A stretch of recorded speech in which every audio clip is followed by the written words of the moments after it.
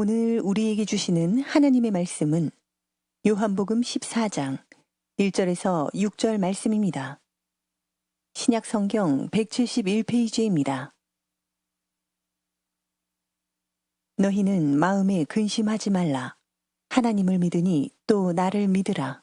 내 아버지 집에 거할 곳이 많도다. 그렇지 않으면 너희에게 일렀으리라. 내가 너희를 위하여 거처를 예비하러 가노니 가서 너희를 위하여 거처를 예비하면 내가 다시 와서 너희를 내게로 영접하여 나 있는 곳에 너희도 있게 하리라. 내가 어디로 가는지 그 길을 너희가 아느니라. 도마가 이르되 주여 주께서 어디로 가시는지 우리가 알지 못하거늘 그 길을 어찌 알겠사옵나이까. 예수께서 이르시되 내가 곧 길이요 진리요 생명이니 나로 말미암지 않고는 아버지께로 올 자가 없느니라. 아멘. 아멘. 할렐루야. 우리 또 꿈꾸는 교회 와서 이렇게 여러분 대면하시는 분은 많지 않지만은 어쨌든 이렇게 만나고 또 교제할 수 있게 해주시는 하나님 앞에 진심으로 감사를 드립니다. 코로나 사태가 이렇게 계속되고 있어가지고 여러분들이 개인적으로 정말 여러 가지 경제 활동이나 그런 것들도 엄청 어려움을 당하실 건데 또 예배를 온전히 이렇게 참 드릴 수 없다는 것이 너무 안타깝습니다. 하나님께서 이런 상황이 있어도 여러분들을 영육간에 지켜주시기를 바라고 또 마음의 평안과 필요한 은혜를 공급해 주시기를 주의 이름으로 다시 한번 축원드립니다.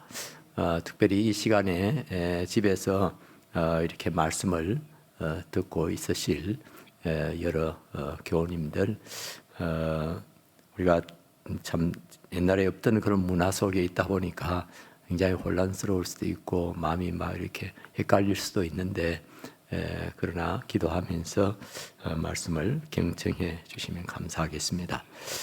저는 꿈꾸는 교회를 생각하면 개인적으로 기쁨이 있습니다. 기분이 좋습니다. 우리 김기주 목사님하고 개인적인 관계도 있고 또 특별히 우리 시무장로님 중에서도 오랫동안 함께 신앙생활 했던 분, 또 우리 은퇴하신 분 중에서 또 권사님들 이런 분들을 좀 알다 보니까 제가 꿈꾸는 교회 오면은 옛날 제가 목회하던 교회에 또 온 것 같은 그런 느낌을 받습니다. 특별히 제가 작년인가 첫 소식을 들은 것 같은데요. 우리 꿈꾸는 교회가 분리개척을 준비하고 있다 하는 소식을 들었습니다. 앞으로 한국 교회를 재건하고 부흥하는 데 있어서 저는 분리개척보다 더 좋은 방법이 없다 그렇게 생각을 합니다. 지금은 옛날처럼 홀 하나 얻어가지고 목사님 보내서 그 사례금 몇 년 이렇게 대주고 이러면은 교회가 되는 시대가 아닙니다. 아예 교회 다니시는 분들은 물론 또 그렇고 안 믿는 사람, 처음 믿는 사람들은 정말 그렇습니다. 와 봤더니 한 서너 명이 이렇게 앉아 있는데 거기서 좀 겁나지 않겠어요? 그러다 보니까 요즘은 개척교회가 거의 불가능한 그런 상황입니다. 분립해서 또 정말 참 재단이 허물어질 수밖에 없는 그런 교회를 살려서 이렇게 또 좋은 교회로 굳건히 세울 수 있다면 참 감사한 일이라 하겠습니다. 얼마 전에 들으니까 장로님 3분이 가시기로 했다고 그래요. 너무 잘하셨어요. 장로님들 그 가시기로 작정하신 우리 장로님들에게 정말 박수를 보냅니다. 장로님이 분립이 돼야 교회 분립이 시작되는 거예요. 그건 제가 경험이 있습니다. 몇 번 해봤기 때문에 장로님들이 이제 가실 분들이 손들고 나서야 그 다음에 이제 실제적으로 교인들이 또 이제 기도하게 되고 같이 따라가게 되고 이렇게 되거든요. 그래서 우리 꿈꾸는 교회에서는 이제 정말 허물어가는 재단 같은 작은 교회를 이렇게 교회에다가 장로님 또 우리 교인들을 파송해서 이렇게 제대로 된 교회를 이렇게 세우시고 있는데 여러분들 많이 지원하시기 바랍니다. 네. 사실 담임 목사 마음은 두 마음이에요. 저는 제가 해봐서 충분히 이해합니다. 우리 김기준 목사님 마음도 또 그럴 겁니다. 제발 좀 많은 분들이 가서 좀 제대로 분립이 됐으면 좋겠다 하는 마음. 좋은 교인들 안 갔으면 좋겠다. 좀 그냥 우리 교회 남아서 열심히 봉사해 주시면 좋겠다. 뭐 이런 마음이 맨날 왔다 갔다 합니다. 예. 그래도 여러분들께서 이렇게 적극적으로 호응하셔서 이렇게 좋은 분립교회가 또 탄생되어지기를 바랍니다. 제가 좀 나이가 들기도 하고요. 또 요즘 이 코로나 때문에 정말 이 땅을 떠나야 되는 그런 이제 나이 많으신 분들이 주로 떠나지요. 그런 분들도 있고 하다 보니까 천국에 대해서 좀 더 또 옛날보다는 다른 그런 관심을 가질 수 있게 됐습니다. 그래서 오늘은 천국에 대해서 천국에 대해서 주신 하나님의 말씀을 우리가 같이 나누면서 은혜를 받고자 합니다. 천국은 어떤 곳일까요? 이거 뭐 설명하려면 아주 길게 설명해야 되고 제가 옛날에 천국에 대해서 설교를 연달아 할 때 한 5번 일단 했던 것 같아요. 그런데 가장 간단하게 이렇게 천국에 대해서 설명한다고 그러면은요, 하나님의 은혜로운 통치가 이루어지는 곳, 이렇게 말할 수가 있습니다. 하나님의 은혜로우신 통치가 이루어지는 곳. 사실 하나님이 통치하시지 않는 하나님의 통치에 예외가 되어 있는 것은 이 우주에 아무것도 없습니다. 어디도 없습니다. 지옥까지도 하나님께서 통치하십니다. 그런데 하나님의 나라 천국은 특별히 하나님께서 은혜로, 사랑으로, 공의로 통치하는 곳이다. 그렇게 정의를 할 수가 있습니다. 그리고 또 좀 더 보편적으로 말하면은 하나님의 공의와 사랑이 실현되어지는 곳. 여러분 지금은 우리 한국이 지금 뭐 이념 갈등이 굉장히 심하잖아요. 좌파 우파 이래가지고 엄청 싸우는데 여러분 하나님 나라의 통치 이념은 뭔지 아십니까? 거기는요 사회주의도 아니고 자본주의도 아니고 하나님 나라의 통치 이념은 사랑과 공의입니다. 이 사랑과 공의 이것이 실현되는 나라가 하나님의 나라다 하는 것입니다. 그런데 이 천국에 대해서는 두 가지로 또 이렇게 나누어지는데요. 하나는 현재적인 천국, 이미 임하신 하나님 나라, 이미 우리가 살고 있는 이 현재에 임한 나라가 있고요. 그 다음에 천국의 미래성이라 해서 우리가 이제 이 세상을 떠나서 들어가는 그 천국 이렇게 나누어서 말할 수가 있습니다. 그런데 신학적으로도 보면은요, 좀 진보적인 그런 신학을 가진 분들은 현재성에다가 지나치게 이렇게 의미를 두고요. 또 보수적인 그런 교회들에서는 그런 신학에서는 미래적인 우리가 죽어서 갈 천국 거기에만 그냥 관심을 두는 경우가 많습니다. 둘 다 문제가 있는 것이지요. 우리는 하나님 나라의 백성이 이미 되었습니다. 하나님의 나라가 이 땅에 임하였습니다. 그러므로 나 자신뿐 아니라 이 땅 위에 하나님의 은혜로운 통치가 이루어질 수 있도록 우리가 그런 일을 위해서 같이 헌신해야 됩니다. 그러니까 대사회적인 공적인 책임이다 그렇게 좀 말할 수도 있겠습니다. 그런 책임감을 가지고 그렇게 살아야 됩니다.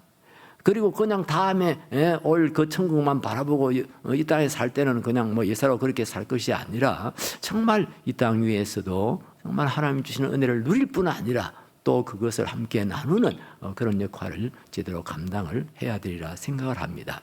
그런데 오늘은 미래적인 천국, 우리가 이 세상 떠나서 들어가게 될 그 천국에 대해서 좀 말씀을 나누려고 합니다. 근데 여러분, 이 기독교만큼 이 내세관이 분명한 종교가 없습니다. 이 기독교는 이 천국과 지옥에 대한 아주 분명하고 확실한 그런 이제 내세관을 우리에게 말씀해 주고 있습니다. 왜 그럴까? 제가 그런 생각을 하면서 조금 더 이렇게 생각해 보니까 천국과 지옥에 대해서 가장 많이 말씀하신 분이 우리 예수님이십니다. 천국에서 이 땅에 오신 분이 예수님이시기 때문에 이 천국과 지옥에 대해서, 내세에 대해서 가장 많이 말씀하신 분이 예수님이십니다. 마태복음에서만 해도 천국이란 말이 36번인가 5번인가 나옵니다. 그리고 요한계시록 보십시오. 요한계시록은 정말 7 벨을 붙잡으시고 7 금촛대 사회를 이렇게 거니시는 예수님께서 하신 말씀이 아닙니까? 그리고 이제 그 마지막 부분에, 계시록 마지막 부분에 가면은 그야말로 아주 구체적으로, 물론 상징적이긴 합니다만은 이제 우리의 천국에 대해서 많이 말씀하시고 잘 설명해 주시고 있는 것이지요.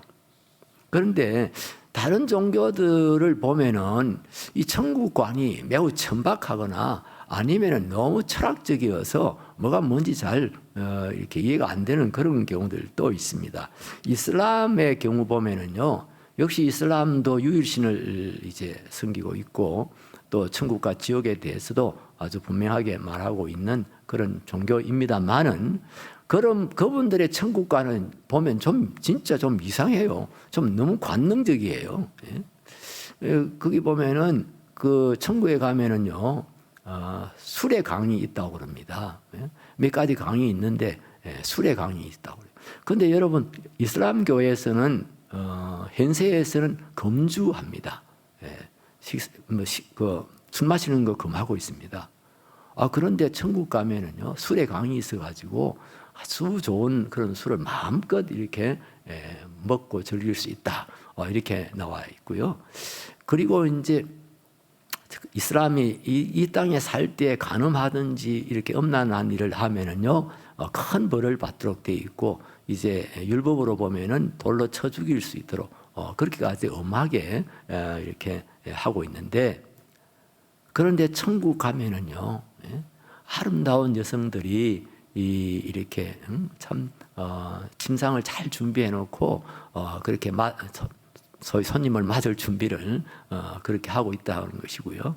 이 상에서 살 때는 4명까지만 부인을, 돈이 있는 사람들은 4명까지는 부인을 이렇게 가질 수 있지만은, 천국 가면은요, 그 아름답고 완전한 미인들을 72명까지 아내로 삼을 수 있다. 그렇게 나와 있습니다. 좀 여러분 좀 그렇잖아요. 좀 뭐라고 좀 말하기가 좀. 그런데 이 힌두교나 불교는요, 진짜 또 너무 철학적이어서 이게 뭐가 뭔지를 알 수가 없어요. 그들이 말하는 그 열반 혹은 극락이라는 명칭은 닐바나입니다. 원어는 닐바나인데요. 닐바나 빨리 해보세요. 그럼 열반이 됩니다. 그래서 그 음력을 따라서 기쁠 열자에다가 또 세상이라는 뜻, 반이라는 말은 월드라는 뜻이거든요. 세상 그걸 보태가지고 이제 열반이라 그렇게 이야기하고, 그것을 또 이제 조금 의역을 해가지고 극락이다. 그렇게 이야기를 하고 있습니다. 그런데 여러분, 니르바나라는 말의 뜻이 뭔지 혹시 아십니까? 이 니르바나라고 하는 힌두어 이 뜻은요, 영어로 제로라는 뜻입니다. 우리말로 영이라는 뜻입니다. 영. 그래서 한자 말로는 멸 혹은 적, 영어로는 nothing 이렇게 말합니다. 저 보십시오. 멸, 아무것도 없는 상태. 적, 정막 강산할 때 쓰는 말, 같은 말이죠. nothing.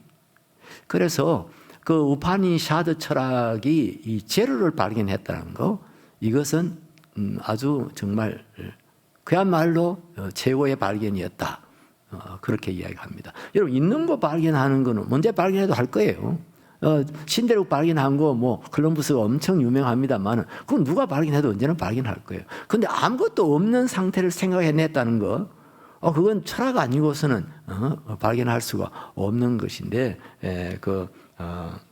우파니샤 힌두교의 그 철학이라 할 수 있는 우파니샤 철학에서 제로라는 것을 이렇게 만들었어요. 그래서 불교에서 큰 스님들이 별세하시면은 인멸하셨다.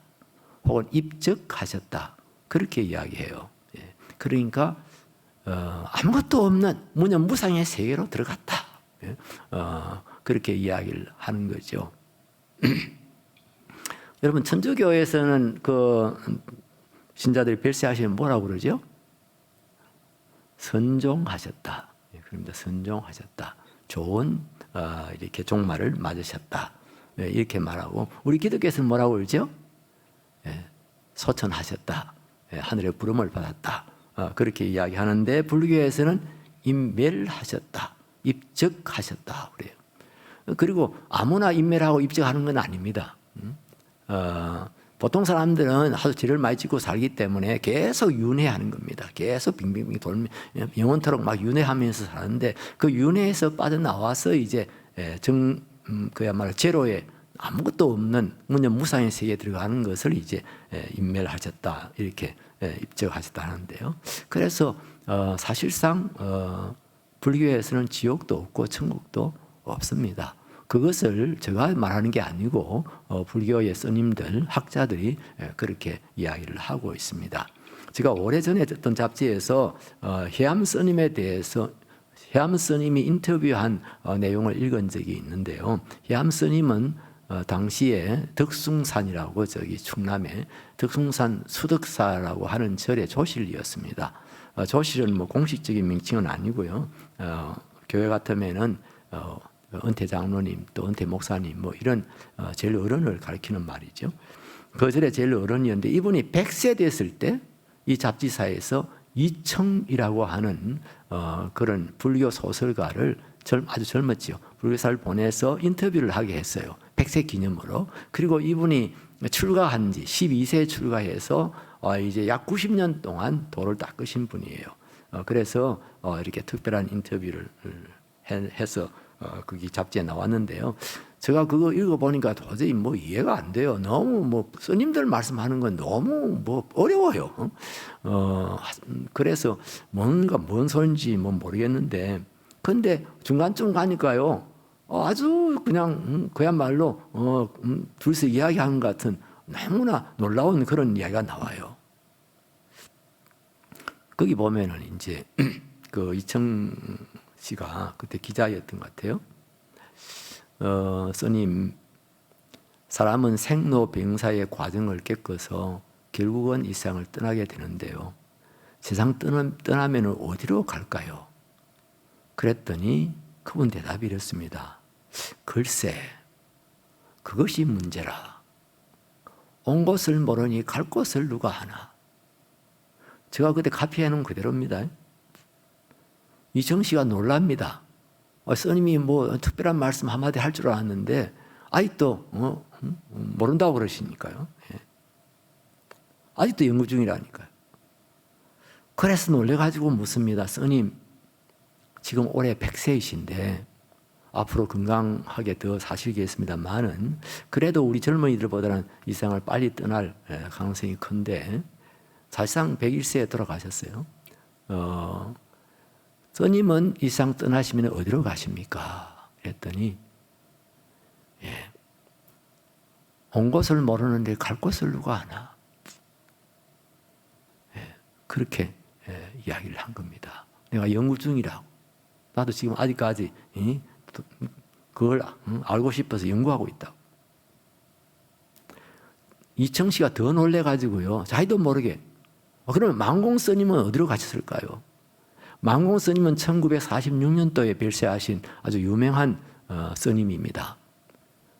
그랬더니 이분 대답이 그렇습니다. 야, 이 사람아, 내가 갈 곳도 모르는데 만공이 어디로 갔는지 누가 아나? 만공은 이 해암 스님의 스승이기도 하고 선배이신 분이다. 제가 그걸 읽는 순간에 와, 이거 치매인가 보다.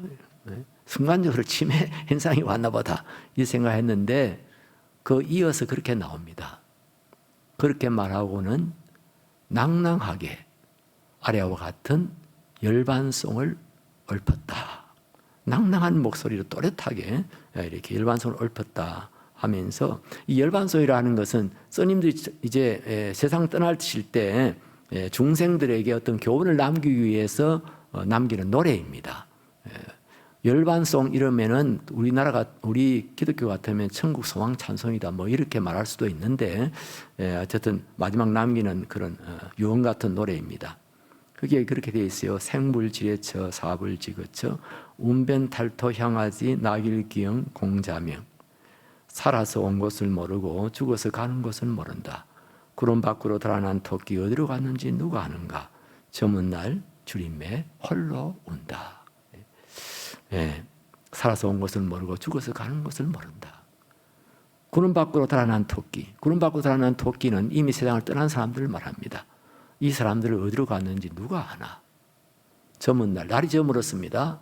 왜 당신 나이가 지금 100세니까요. 죽을 때가 다 됐습니다. 그런데 아직도 줄여 있습니다. 도를 깨닫지 못했고 어디로 왔다 어디로 가는지 모르겠다는 이야기입니다. 그래서 사냥을 못한 매가 그 사풍이 있는 나무가지 위에서 울고 있듯이 내가 그렇게 울고 있다. 이런 시를 남겼습니다. 그런데 다시 말씀드리지만은 이 우리 기독교는 내세관이 아주 분명합니다. 예수님께서 가장 많이 말씀해 주셨기 때문에 그렇습니다.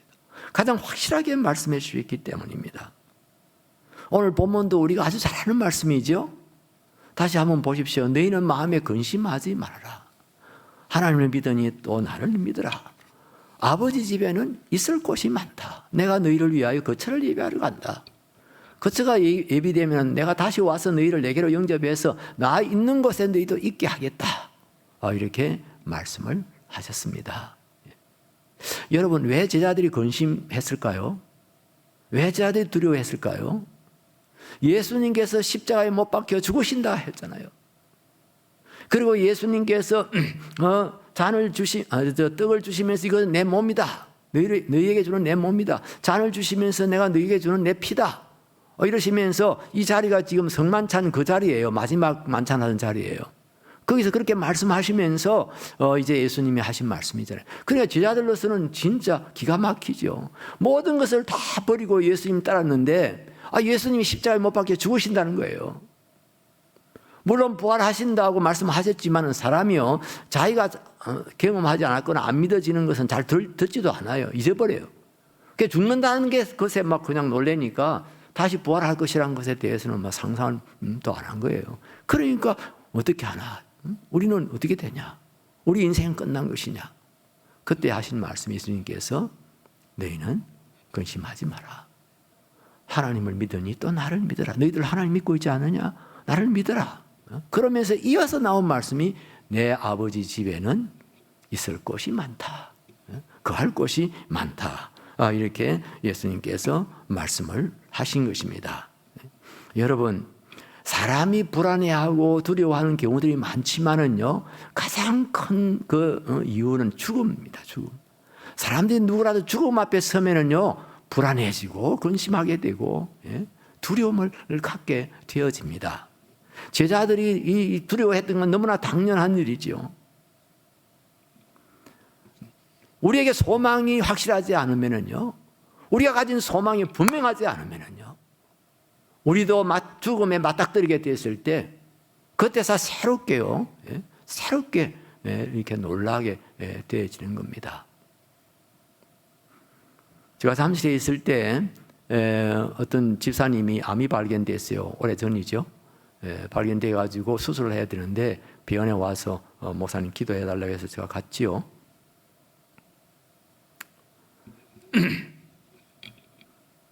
예배 드리고 난 뒤에 목사님께만 좀 말씀을 드리고 싶은 게 있습니다.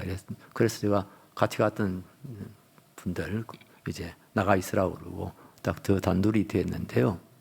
그때 이번 말씀이 목사님 천국이 있겠지요. 평생 신앙생활 해오신 분이에요. 그런데 그 다시에서 저한테 조용히 목사님 천국이 있겠지요. 제가 불안해진 겁니다. 두려워진 겁니다. 당시만 해도요, 이렇게 암이다 이러면은 사형 선고 받은 걸로 그렇게 생각했어요. 그때 제가 있고 말고요. 지금 같으면은 좀 나이도 있고 제가 경험이 있어서 아주 따뜻하게 좀 잘 이렇게 설명을 했을 건데, 그때는 젊어가지고 뭐 초등학생 질문에 선생님 대답하듯이 그렇게 해버린 것이 그분에게 정말 좀 미안한 마음도 없지 않습니다만은, 우리가 죽음 앞에 서면요 누구나 불안해집니다. 떨립니다. 소망이 있어야 됩니다. 소망이 분명한 사람들만이 담대하게 나아갈 수가 있습니다. 예수님께서 하나님 믿으니 또 나를 믿으라 이렇게 말씀했어요. 하나님 그와 자기 자신의 이름을 걸고 말씀하시는 거예요. 하나님의 이름으로, 그리고 또 내가 또 너희들한테 말한다. 그러니까 이걸 믿으라는 거예요.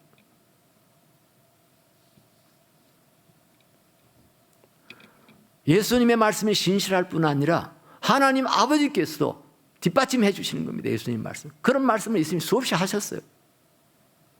요한복음 8장 18절 말씀 우리 같이 한번 읽어보겠습니다. 같이 읽습니다.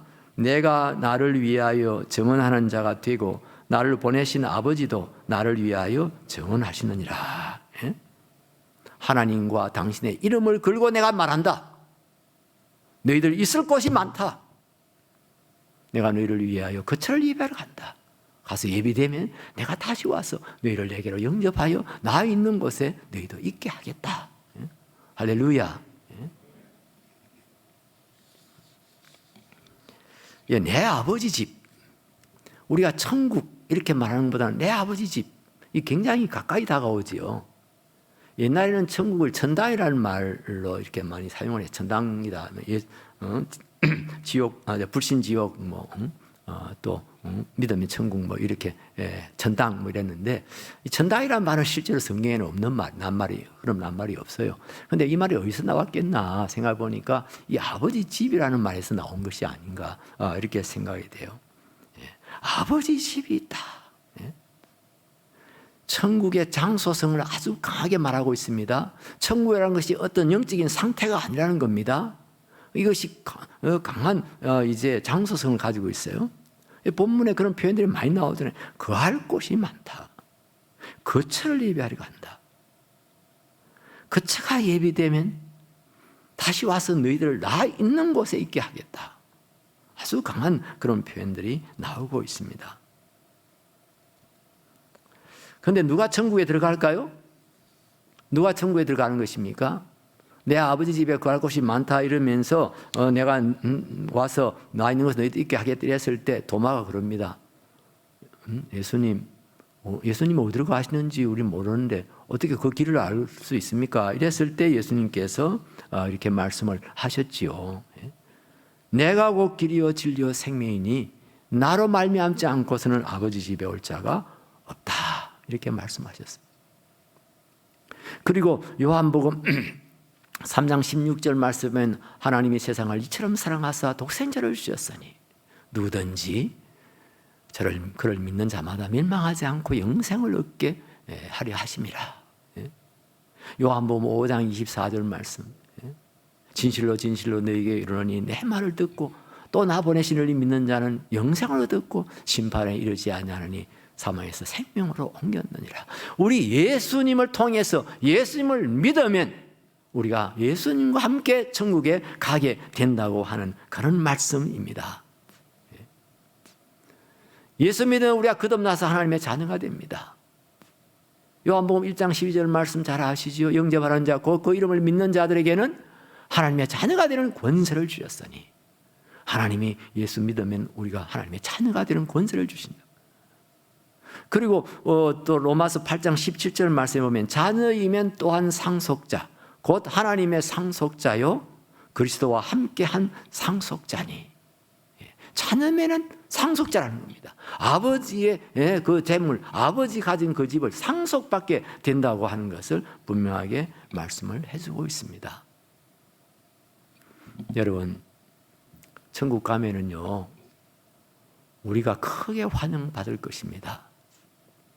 우리는 죄 많은 인간들이고 또 이렇게 정말 하나님 앞에 죄송한 일만 참 그렇잖아요. 우리가 하나님 앞에 앉으면 늘 죄송한 마음만 들잖아요.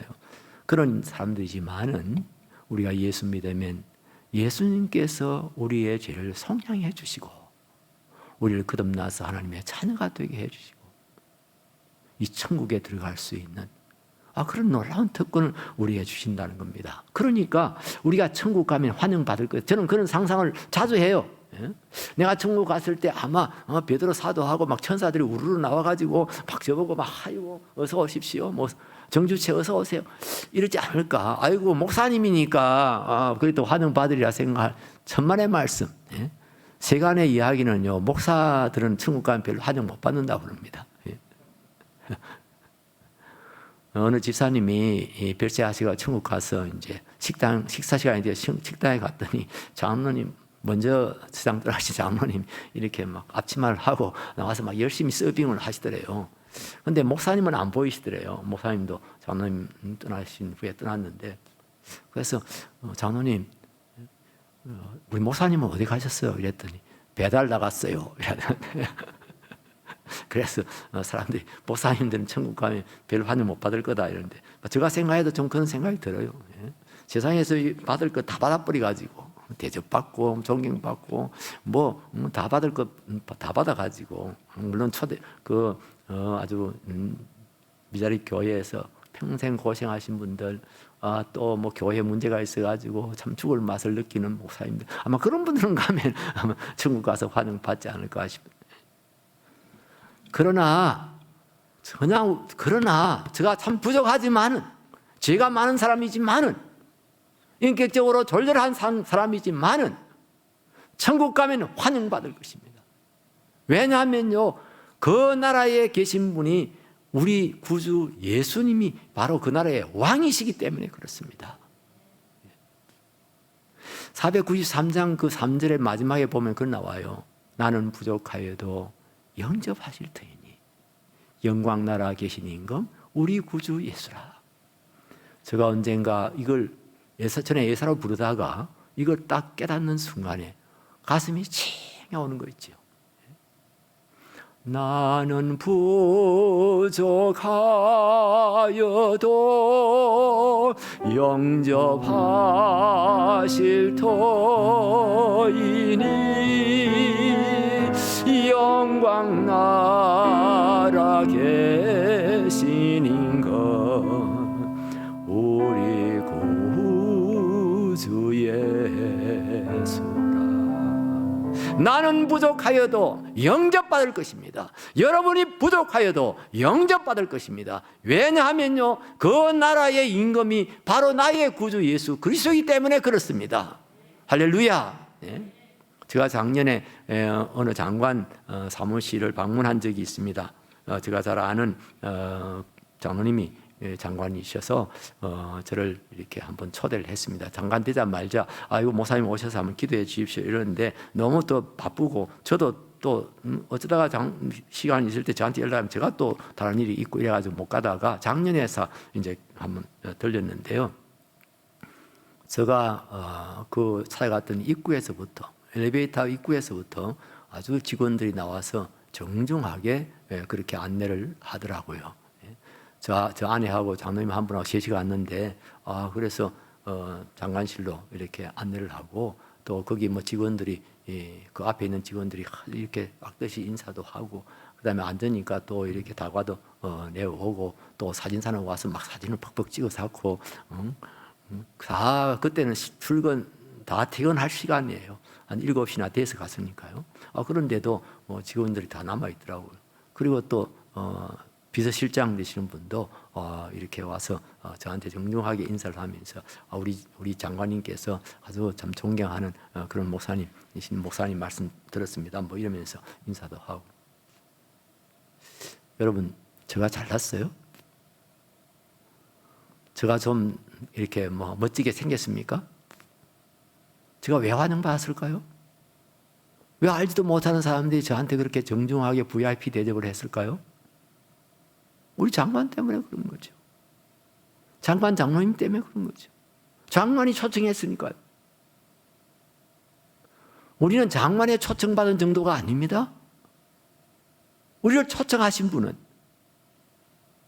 하늘나라의 임금이십니다. 우리를 위해서 십자가에 못 박혀 죽으신 예수님, 그분이 그 나라의 임금이십니다. 제가 목회하면서 정말 참 아름답게 임종하시는, 정말 참 너무나 참 제가 부러울 정도로 임종하시는 그런 분들을 몇 번 봤어요. 제가 전도사 때는 저 서울 성원교회에서 집회를 사역을 했는데요. 그때 제가 만났던 초신자 조 선생님이시라는 분이 있었는데 그때 1세인가 2세인가 그 되신 분인데, 이분이 딱 교회 나오기 시작하고 1년 만에 별세하셨어요. 암으로 별세하셨어요. 암이 걸려서 교회 나온 게 아니에요. 교회 나와서 신앙생활 하는 가운데 암이 발견됐어요. 제가 이 이야기를 다 하려면 30분 이상 해야 됩니다. 그런데 그분이 얼마나 믿음이 좋으신지요. 천국에 대한 소망이 얼마나 확실한지요.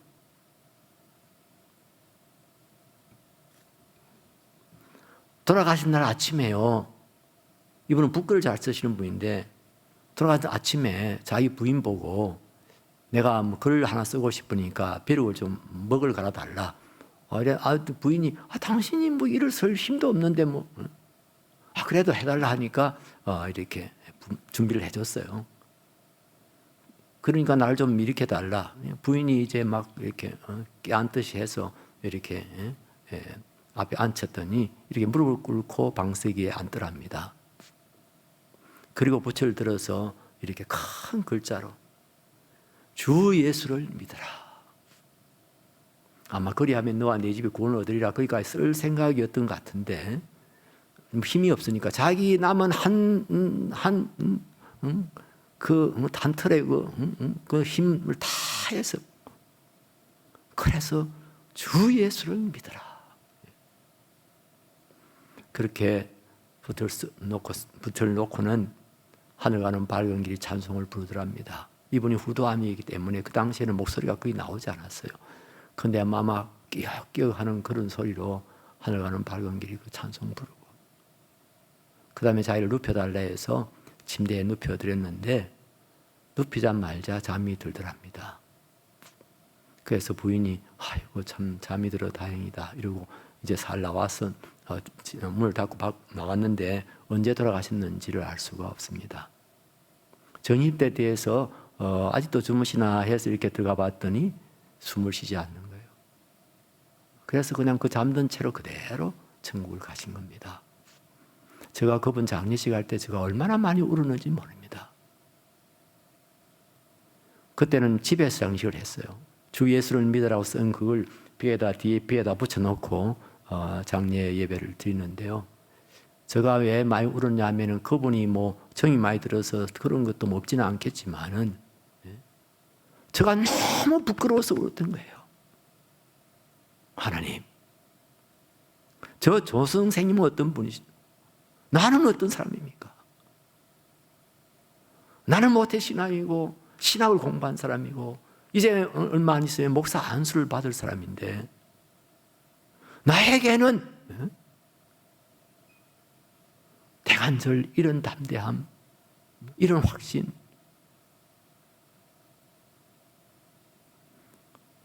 저한테는 그런 게 없었어요. 너무 부끄러웠어요. 그때 그 경험이 저에게는 큰 충격이었습니다.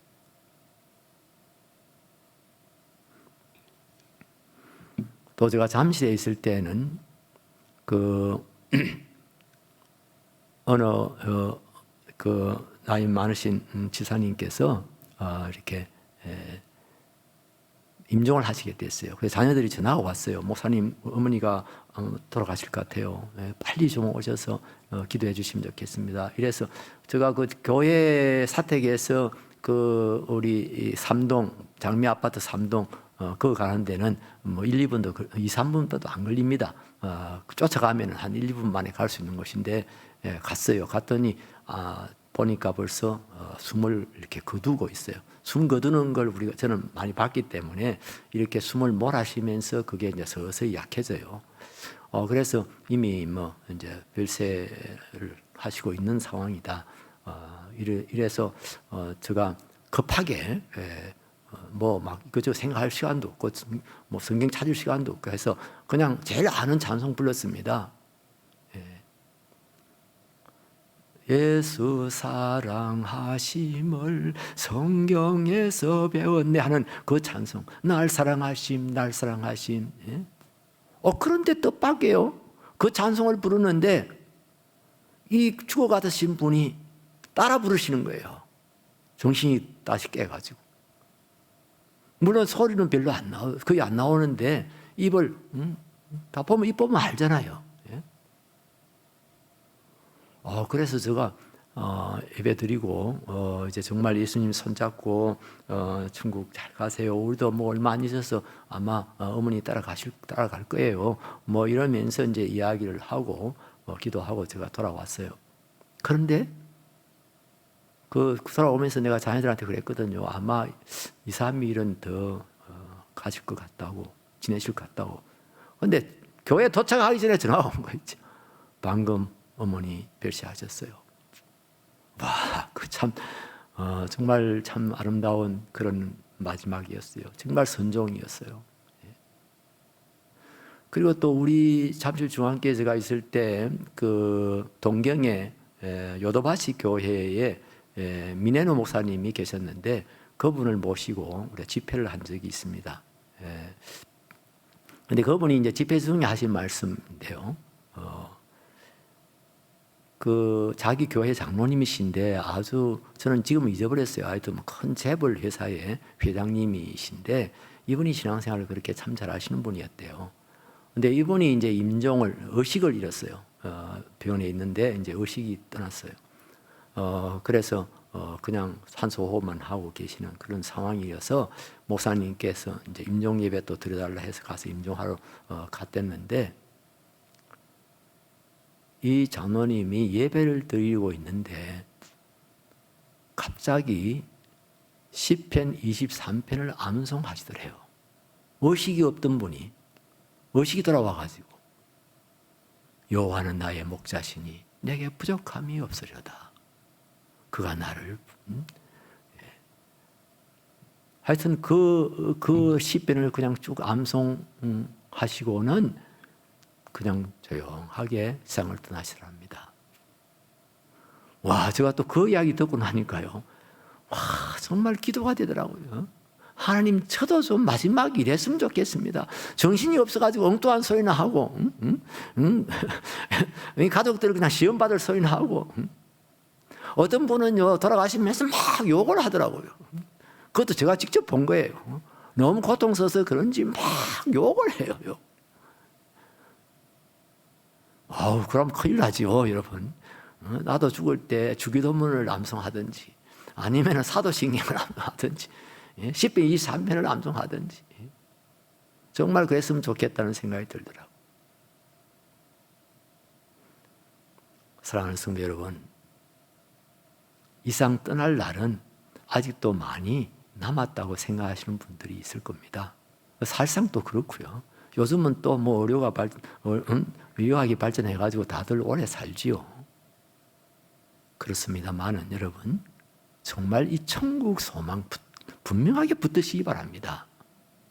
이 소망이 분명해야요, 어려운 이 세상 살면서도 기쁨 가지고 살 수 있어요.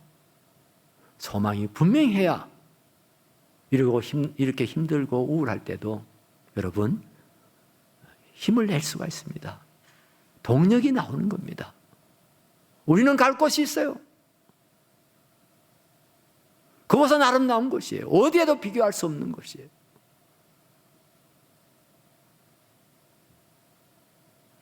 우리 찬송가 493장 같이 부르시겠습니다.